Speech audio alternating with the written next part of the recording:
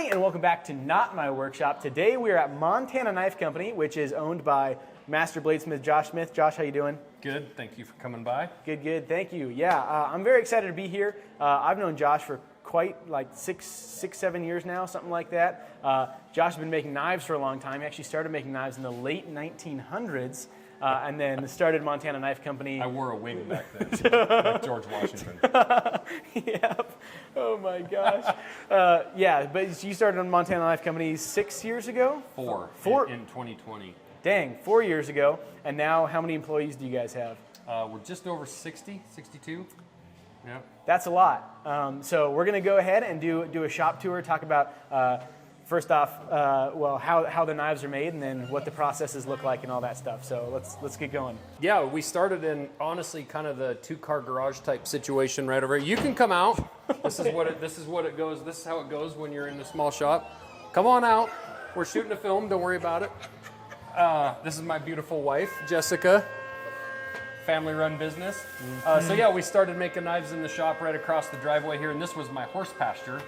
And as we grew, we had to build this building, but we weren't quite big enough to move off on our own and have a different facility. So we've been in here a year and a half. Yeah, that's wild. Starting off, employees number 1 through 3 were your kids, weren't they? Yeah, my daughter Sadie was grinding handles. She was 14. She's now 18. And Macy and Hank, they were little. They were assembling. Demi was helping tie. So yeah. It was all kids and my wife until now.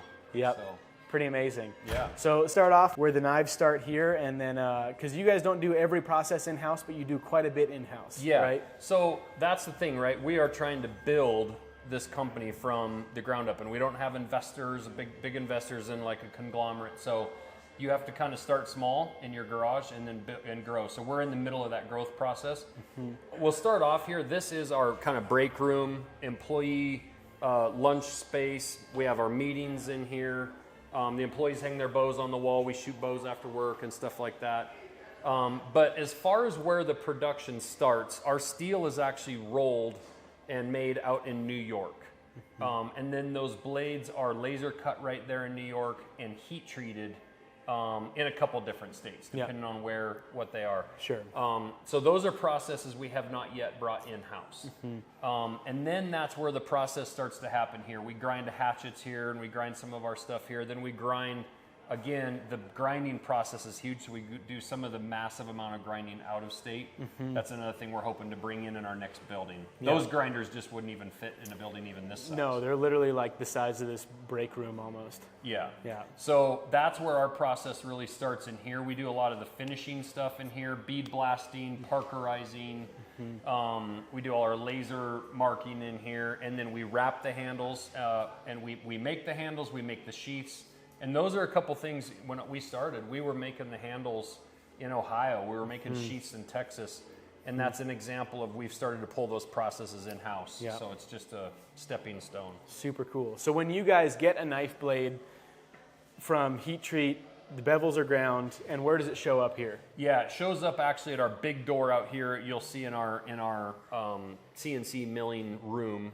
Can we walk out there? Yeah, let's walk out here. So when the blades show up, they come in this door, and they actually get QC'd, make sure everything is the way it should be, and then they get counted and they get put into our inventory, and they get racked in the racking here. At that point, then they'll come off of the rack when we're ready to start working on them. They'll get loaded on carts that you're going to see here, and then they'll get starting to push through the process, and we can kind of go through that in here. Awesome. Let's do it. Yeah. So as those carts come in, this would be a great example here. This is a cart of a knife that's dropping this next week. These are our mini goats. They will get racked on a rack like this, and they won't have obviously the paracord on them at that point. And that's where there's a production checklist. They'll get racked, and then they'll get lasered in our little laser room, and then they get tied right here. So these knives have been lasered.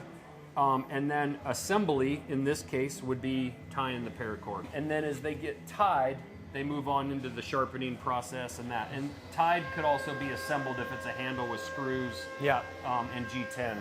I'll show you like these guys right here. Yeah, these are Blackfoots, and these are nice because they keep the dust and everything off of the blades. These knives have been assembled, and then these have actually been sharpened. So these are actually getting ready for cleaning and sheathing. Once they're assembled, they look just like this, and they head into sharpening. So actually, let's run into laser really quick. I'll show you, once those blades are on a rack, they go into laser before assembly. A little out of order. Lasering is another thing we did out of house in the beginning, but now it's all in-house. So as the blades get racked, this is actually a great example. We probably should have just started in here. These blades have been racked, and they are now ready for laser. So as you can see, they've been parkerized, bead blasted and parkerized, and now they're ready to get a logo because they have no logo on them. And this is your flagship model, the Blackfoot, right? This is the first knife that we started the company with, which is the Blackfoot, named after the Blackfoot River where I grew up. So those knives will get staged on these lasers, and we can kind of change out these plates here to hold multiple knives and try to do multiple laser marks. That's so just a 3D printed template that lets you index things proper. That's super cool. Yeah, so that way we can kind of snap them down, and those laser marks go in the same place every single time. We can be consistent. How many knives are you guys marking a day, do you think? Or a week, I guess would probably be a better metric. A couple thousand. Yeah. Yeah. At least. Not to mention that, only that. Like, these are all Zippo lighters. So we'll do thousands of Zippo lighters as well. So there's a lot of there you go, come hell or high water. There. Got a Zippo in your pocket.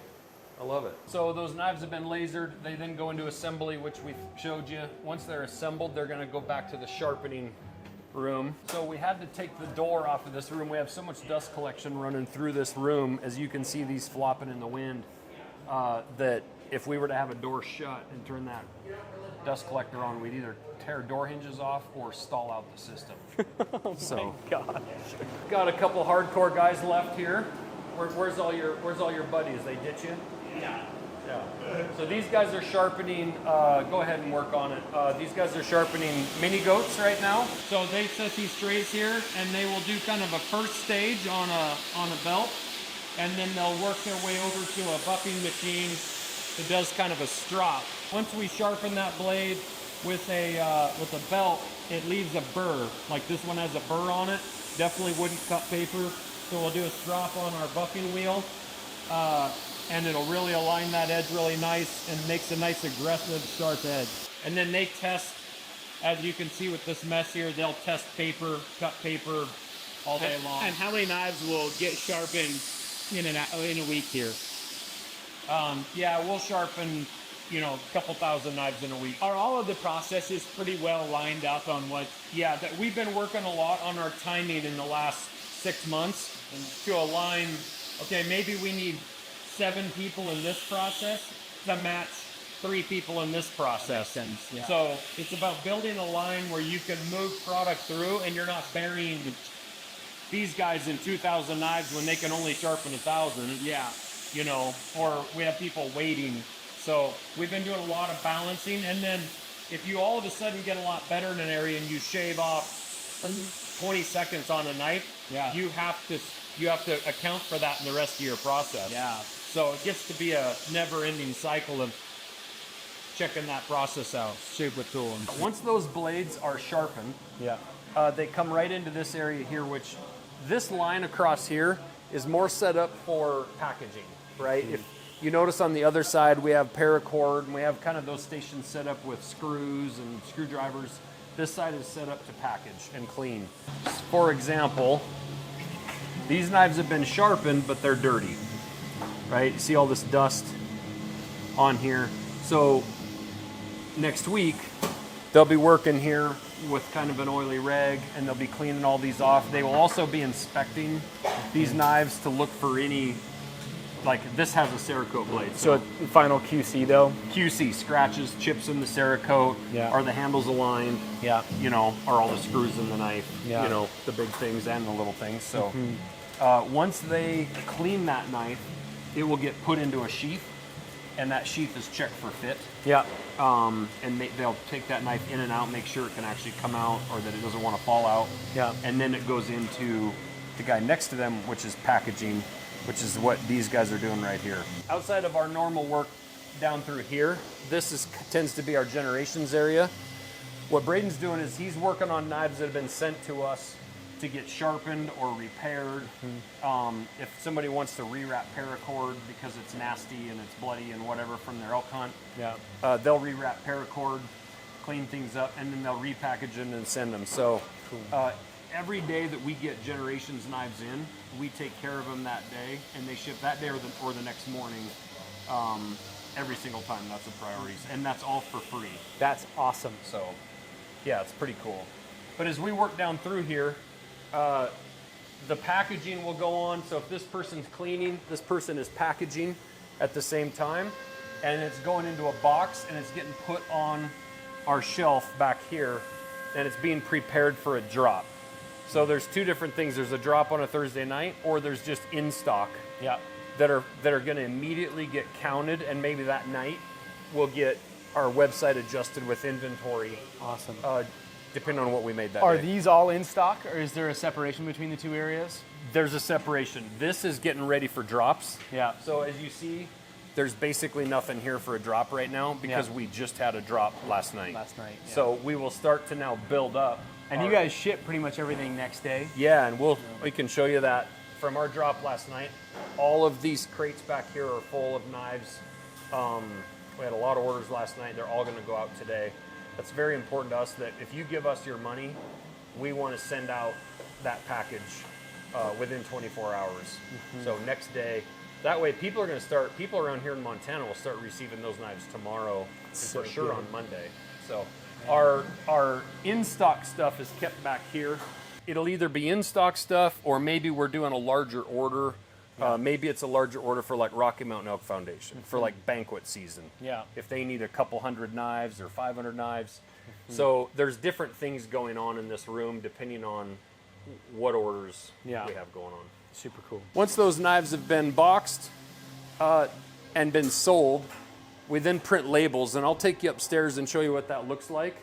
But before we do that, we'll walk over here. This is the sheath making process. So again, a little bit out of order. That sheath goes on right there at the end, and then it gets boxed.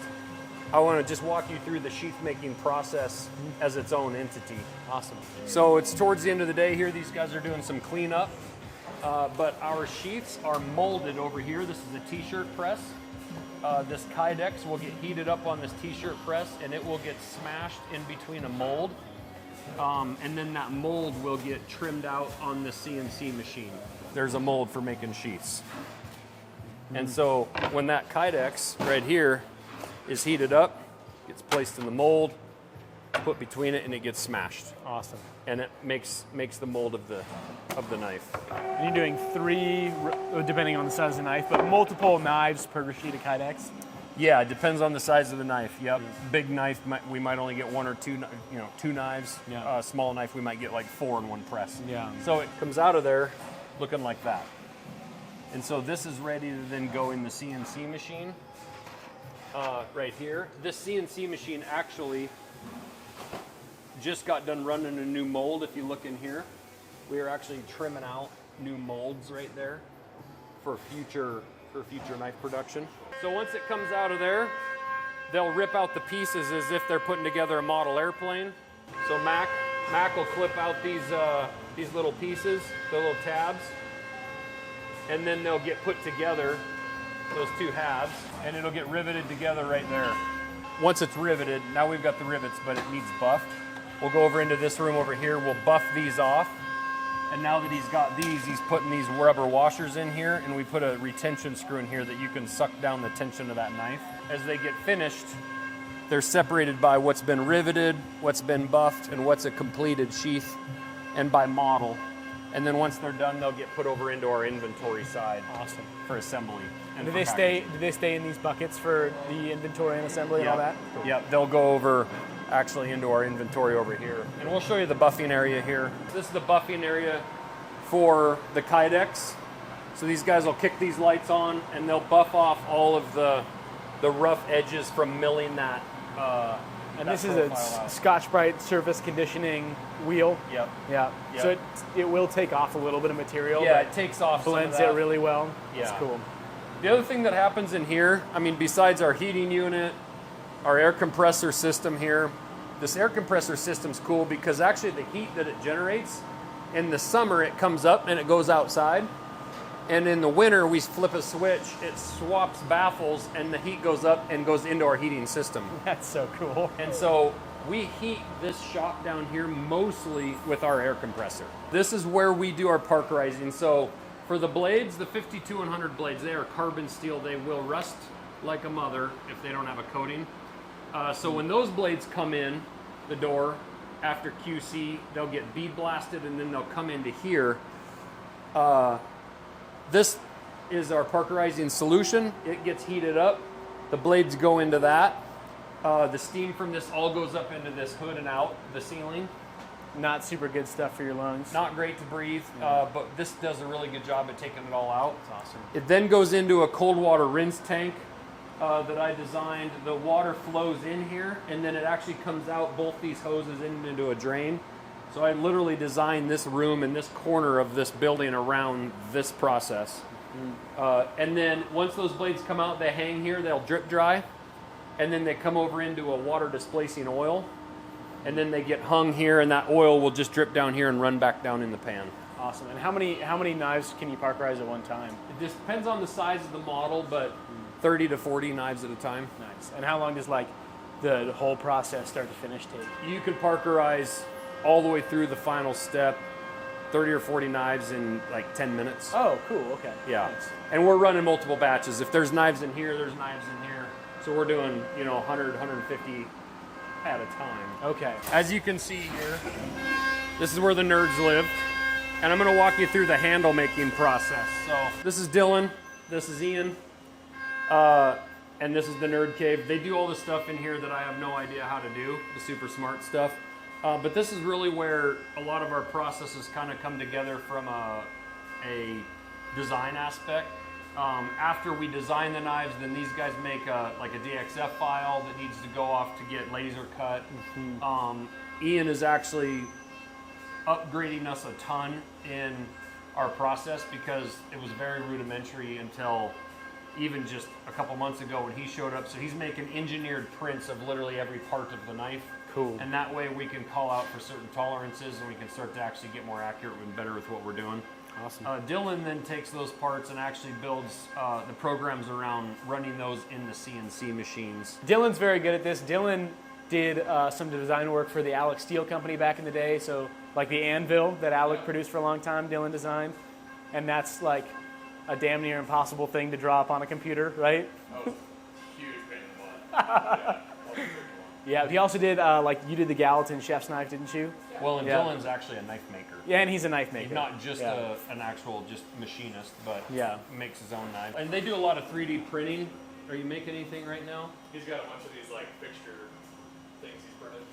So this is an example of Ian here trying to kind of level us up. Ian's been working on some fixtures to be able to help us do our assembly quicker and more accurately.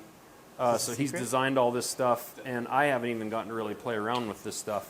But designing this stuff to be able to help our employees more efficiently and more accurately assemble. And therefore cut down on time, cut down on having to redo things. We have another engineer that works for us over in Idaho. He makes some of our work holding stuff and our tooling that goes in our mills. So these help hold down our handles, which we're about to walk you guys through kind of the process of our handles being made. Awesome. Can't show that one either. No, we'll have to blur this guy out. Yeah, it's you're going to blur out a resume and a knife we haven't released. We're really excited to be adding to this Nerve Cave 3 more former Benchmade employees next month. This is a really cool process. This is how our handles are made. So our handles material are G10, which is also made in America. It's not made in China, as some people like to think. These come in scales, basically like what a normal knife maker would use. And then we will load those scales up into a fixture like this.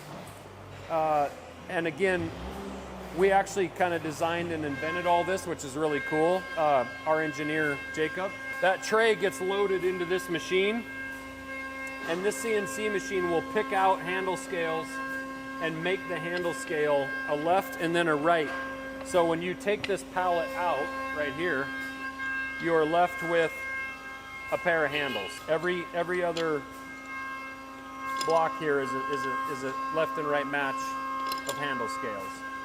These will then go out, they'll get cleaned, inspected, bagged up, and prepared for the assembly team. One other thing that's actually really cool to show you, come on back here, we're running all this wet, and so we also came up with a system to be able to filter all of this, so we custom built our own tank.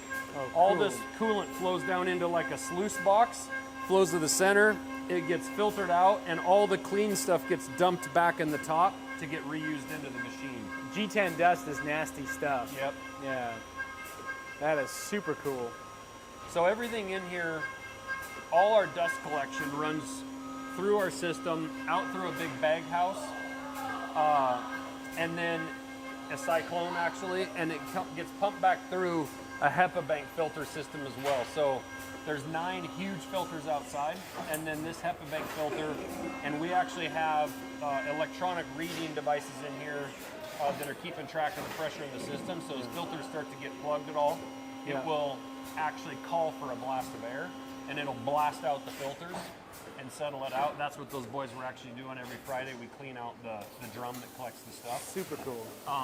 It's pretty cool. Have you seen a system like that? No. Come check this out. So this needle that you see floating right here is our primary filter system outside. If it hits that first black line, it's going to call for air. It says cleaning on demand, and it's going to put a big shot of air out of that line out through the system. And then this filter right here, it's at 0.1 right now, basically no pressure on it. That's our HEPA bank filter inside. This should never get dirt in it. Yeah. If it gets dirt in it, that means like a bolt or something went through that. Yeah. And if this starts to rise, we have a problem outside. Yeah. This is just a safety. And then this is our control for our dust collection system. It's running at 40 hertz right now. It can run up to 60, so we actually can turn our air capacity up on this, another 40% or whatever. All right, welcome to the upstairs. This is Lindsay. She's our HR person, so don't say anything that you shouldn't say. No good jokes around here. Brandon, my business partner, is he's hiding stuff that you guys can't see yet. He handles all the marketing side of the company and all that good stuff, internet related. And then this is we'll when we get like shirts and hats and all that stuff, this door will slide open and we forklift up pallets of stuff, or like a day like today with all of our fulfillment, they're loading up pallets and then we're taking them down to get ready to ship. But my wife runs this little area along with Cody. So Cody was here late today, this morning. What time did you get here? 5:45. Yeah, so... Oh, man, that's embarrassing. Yeah. Shoot. I don't know. I thought 5 a.m. was our start time. So today, being that we had a huge drop last night, Cody gets here early, starts getting labels printed, and then sorted by color of knife, or does it have merch and apparel in it, or whatever else. And then they will deliver those labels downstairs, and they'll assign, all right, Will, you're going to package the orange knife today, and this person's going to do red or whatever. Try to cut down on mistakes. Then up here, these guys will handle anything that has hats and shirts, or Zippos, or spices, whatever else we have on our website, sharpening stones. And if it has a knife in it or whatever, they'll make sure that gets all that. So, and then my wife has it all organized here. Every row vertically is a different design of a shirt, and every row horizontally is the size. We got XL all the way along here, and then every row up and down is a different shirt. It's been super cool to see the whole progression from like the first, hey, I think this is the knife that we're going to produce. The first time we even met, you were like, hey, I think I want to start a knife company. I've already got the name picked out. Yeah. And you chose Montana Knife Company as a name like 20 years ago, right? Yeah. I was about 19 when I did that. I remember being at your place. Alex was there, and Niels from South Africa, and I had prototypes. Yep. And I was actually asking Niels, because he was pretty productive. Yeah. I was like, how are you doing what you're doing? And I was still just trying to figure it out. And that was that 2019? That was 18 or 19? 29. Oh, yeah, that was 2019. Yep. Yep. So that was the year before I really like got going. So Yeah. it's been cool, but I appreciate it's really from the support of knife makers all the way along through my whole life. But even now, I see you wearing our shirts, our hats. You're sharing our stuff, so it's really cool. I appreciate it. Cool to get to support an American brand, Yeah. living the American dream. Yep. Well, maybe we can do some cool stuff with MKC and Will Stelter Damascus possibly Yep. sometime. Might have that. Been worked on a bunch of that this week, so All right. yeah, it's a good soft launch. I've been teasing about it for a little bit, but Well, yeah, looking may or forward may to not it. happen. We'll see. Yeah, awesome. Well, again, All thank right. you so much, Josh, and I'll see you guys on the next one. Adios. Thanks, guys.